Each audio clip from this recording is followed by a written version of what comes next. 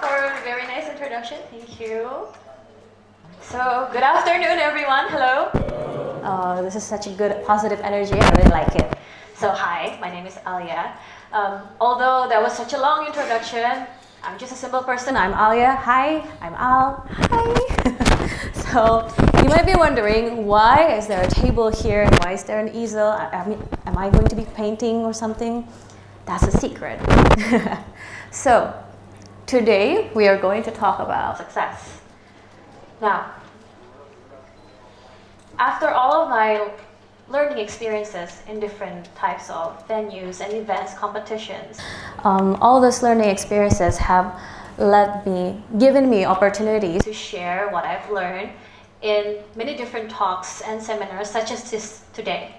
And with this kind of meetups and discourse, I've observed that actually the audience, young people like you and me, they've come up to me after the talks and they will ask frequently, "Hey, Miss Alya, what do you think about success? Hey, Miss Alya, how can I be successful? Miss Alya, can you tell me how can I be successful just like you?" And then I get confused. Why would you want to be like me? I'm just the same person as you are. Why? Because I think success is not a form of trophy. It is in fact a form of responsibility. We are all responsible for our own success. Just as you are responsible, for example, at home, you're responsible for doing the dishes, and then your brother responsible for brooming the floor, sweeping the floor, right? It's a form of responsibility. But then again, I observed not everyone understands right away. Some of them, let's say they're like, "Oh, okay, it's a responsibility. That means I can be successful too." But then some of them are like, "What? So you think I can be Miss Indonesia too? What?" So I think there's a better chance for me to explain this further to you if I don't wear this, so that we can have a fuller understanding about success, just as an ordinary person. I'm just like you. At the end of the day, this is also a form of trophy. So maybe those people who don't understand what I said at first, they were blinded, they were distracted by this sash. So I'm taking this off right now, and we'll come back to this later. Now, everyone knows who this is, right? Albert Einstein. He said that try not become a person of success, but rather try become a person of value. See, value. What does it mean? Does it mean that we have to have like a huge network so that means that we can be successful? What do you mean by value? So now we can reduce the question to not as how to be successful, but how do we measure our value? Now I've come up with my own original idea about a framework to really measure value. This is a person, just like you and me, and we'll start with 3 points. 1, 2, and 3. Oh wait, one first. Purpose. The first point is purpose. And then the second point is patience. See what I did there is I made a point on the head, and then it goes down to our hearts. And then it goes down to our hands, because this is what we do using is our tool to do activities. And this is the part where we start the process. Okay, so first one, purpose. Maybe you know this by the name of aims, and maybe you have been familiar about purpose by the name of goals and vision. What is actually purpose for me? It's about direction. It gives us motivation, and it gives us reflection when anytime in life we see a distraction. The second one is patience. Now this is a very interesting part because I want to emphasize emotional intelligence.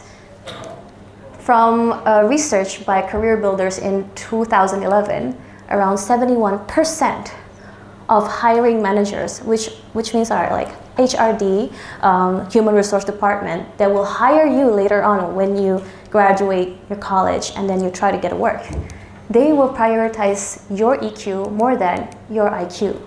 That means if in a room of people who have been in an interview to get into a job, and then maybe 2 of them are like have very high IQ, genius, but then the other person, the third person, maybe he's not a genius, but he have helped a lot of people and he can work well with people, then that's a higher chance for the third person to be hired than the others.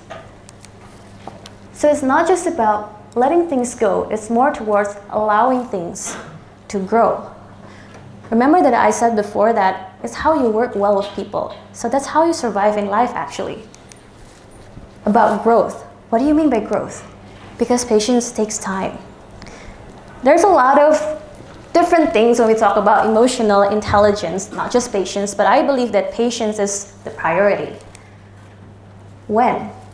For example, we encounter a problem at school, at class. Maybe you found that something is very difficult to understand. Oh, what to do? I don't have anything else to do. What can I do? And then you go home being upset. Well, I just have to be patient. And then you tweet about it. Sabar ya. And then you Instagram about it. Patience is a virtue. You might think that's patience, sabar. But actually, that's what you and me, young people, me included, often mistaken tolerance as patience. That was tolerance that what you did. Patience is what will start after that. Patience takes time. Patience is what you have when you go through all the mental struggles. And then, process. This one is about application skills. So remember in the diagram, start on the head and with your heart, and then apply it with your tools. Application skills. So what do you mean by that, Alya? I will start with an example of 2 writers. Writer A and writer B. Let's imagine, do they have talent? Are these successful writers? Okay. Writer A, very successful because all of the writings, the products that he made have become TV series. Okay, good. The second writer, writer B, all of the books that he made have been adapted to movies. Oh, okay, that's good. Both of them are very popular, obviously. Now, how about duration? Let's imagine what if both of these writers are given the same time, 6 months. What's the output? The first writer have managed, within those 6 months, made 3 chapters. And the writer B, he made 3 too, the 3 books. What's the difference here? How can we analyze the difference? How about we ask, what's the process per day? Turns out that writer A doesn't have that available. I'll just write when I have inspiration, when I'm not lazy, or after a coffee, after a bagel.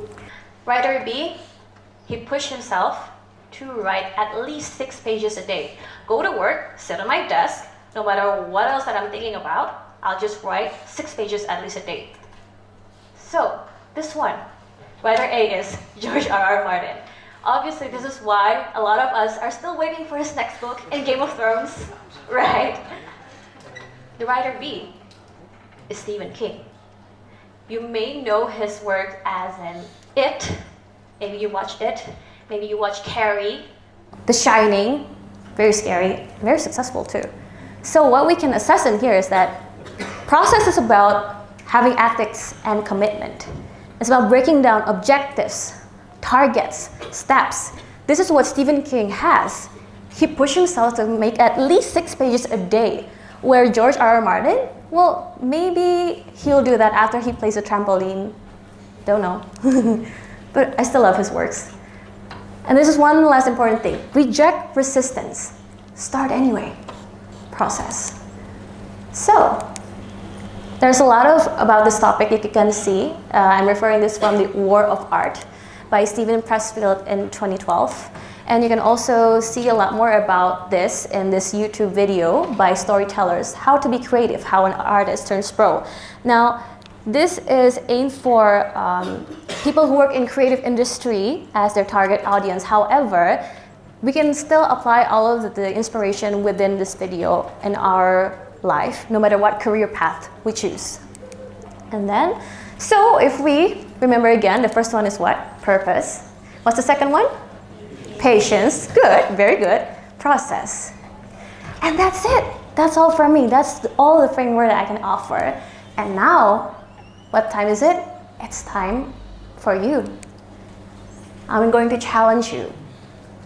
I'm going to challenge one of you in the audience, if you would like to apply this framework right away with a little bit of painting. So if you would like to, please raise your hand to be a volunteer.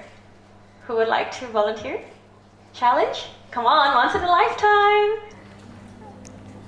You want to go? Okay, please give this gentleman a round of applause. Hi, what's your name? Richard, thank you. Okay, now, I have a task for you. All you have to do is paint. Very easy. Follow my instructions, okay? This, and then first paper, okay? First paper, blank paper. Very easy instructions. Are you ready? I want you to draw an animal in 10 seconds. Go! 1, 2, 3, 4, 5, 6, 7, 8, 9, and 10. Oh, good job. What is this? A butterfly. Yeah, right. Oh, nice. Thank you. We're not finished yet. Second step, remember patience. Now, I want you to do the same task. Write an animal, draw an animal, but now apply patience, apply time. Before you make a decision what to draw, reflect again what kind of animal that you have spent a lot of time with. Maybe is it your pet? Maybe you have a research about it before. Maybe it's your favorite animal. Make time to reflect what is it that you already spent a lot of time with before you make the decision. You ready? Okay, and go. 10 seconds. Oops. 1, 2, 3, 4, 5, 6, 7, 8, 9, and 10. Okay, what did you draw this time? What's this? Oh, it's a snail. Can you see it? Oh, it's a snail.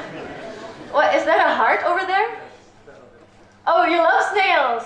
Oh, are you friends of SpongeBob and Gary? Okay, good job. One more. One last thing. Now we apply the third one. Still same instruction, the same instruction, okay?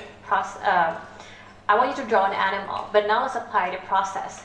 Before you start drawing, imagine the steps that you have to take. Follow my instructions. Number 1, draw the head. 2, the body. 3, face. And number 4, just your name, your initial, okay? Remember? 1 is the face, no, head, body, Yeah. Head first, and then the body, and then the face, and then your? Okay, ready, set, and go. 1, 2, 3, 4, 5. Remember the steps? 6, 7, 8, 9, and 10. Okay, thank you for being a volunteer. Everyone, please give a round of applause for Richard.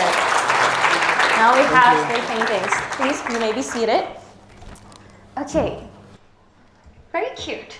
First we got a butterfly, and then the second one is a snail with a heart, and then the third one is a snail, somewhat better looking, with a smiley face. Now I want to ask you a question. Okay, reflection time. Between the first and the second painting. So is it this one? Not? Is it this one? Okay. Do you want to know the right answer? The right answer is you're all wrong. Nope. There's no painting that's more beautiful than the other because that's the wrong question. See what I just did? I just gave you distraction. In life, beyond it all, well, it's not about the most prettiest and the most beautiful. It's about which one is more meaningful. You cannot compare our careers to each other. The first one, maybe you look something a little bit off, but then it gets a little bit better. But then which one is more meaningful? The first one, you get to understand the concept. Okay, this is a painting of an animal. But then the second one, you get to understand the concept as well as why this is valuable. Oh, because I like it. Because I've spent time with it. And then the third one, not only that, but you also add the steps to do it. You've become more independent on doing. Now Richard can actually draw any kind of animal he wants because he already knows the step. He's become more enriched in life. So I think this one is also the most meaningful because we think about value again. And when we think about values, beyond it all, it's not just about one painting next to each other, but it's about the bigger picture. Beyond our life lies our responsibility. For me, my responsibility right now is Miss Indonesia. What about you? Maybe in the past, all the actions that I've taken, all the paintings I've made have led me to this responsibility. What about you? What are the paintings, the actions that you have painted to your grand design of life? You can do it too, as long as you know the 3Ps. I've made it all, and it kind of worked out pretty well. So that's a way to paint success. And I can't wait to learn from you too. Thank you.